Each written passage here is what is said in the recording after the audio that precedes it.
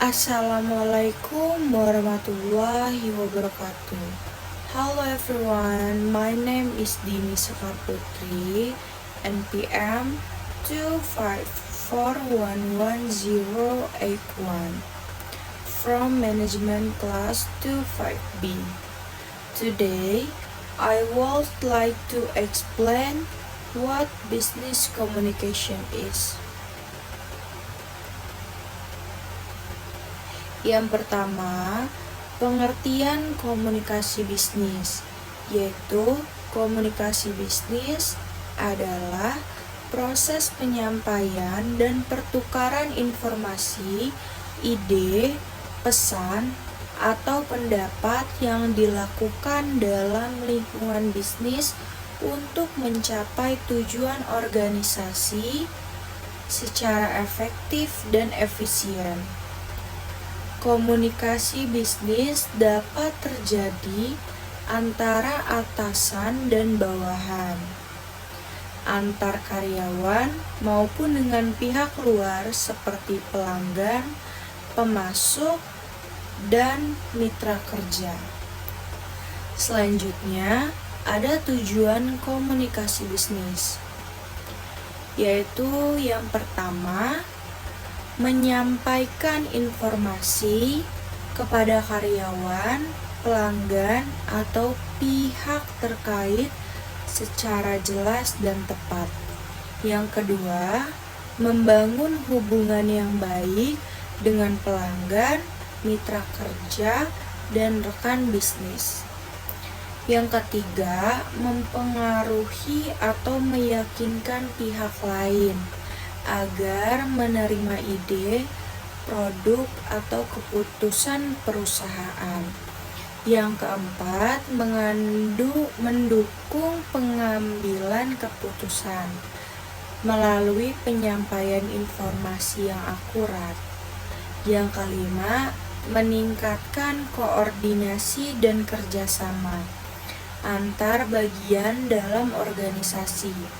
Yang keenam, mencapai tujuan perusahaan secara efektif dan efisien.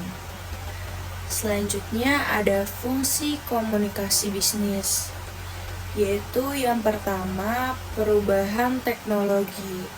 Contohnya, perubahan teknologi telah memungkinkan organisasi untuk meningkatkan efisiensi dan efektivitas. Yang kedua, ada perubahan lingkungan bisnis, yaitu perubahan lingkungan bisnis seperti globalisasi dan persaingan telah memaksa organisasi untuk beradaptasi dan berinovasi. Yang ketiga, perubahan kebutuhan manusia, yaitu perubahan kebutuhan manusia seperti kebutuhan akan fleksibilitas dan keseimbangan kerja hidup telah memengaruhi praktik manajemen. Dan selanjutnya ada bentuk komunikasi bisnis, yaitu ada dua, komunikasi verbal dan komunikasi nonverbal. Komunikasi verbal yaitu contohnya ada lisan, yaitu rapat, presentasi, dan telepon. Terus yang kedua ada tertulis, yaitu surat, email, dan laporan.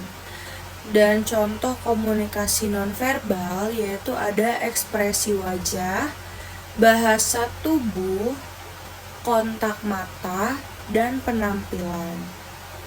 Selanjutnya, media komunikasi, yaitu ada surat bisnis, email, telepon, video conference, media sosial, dan presentasi.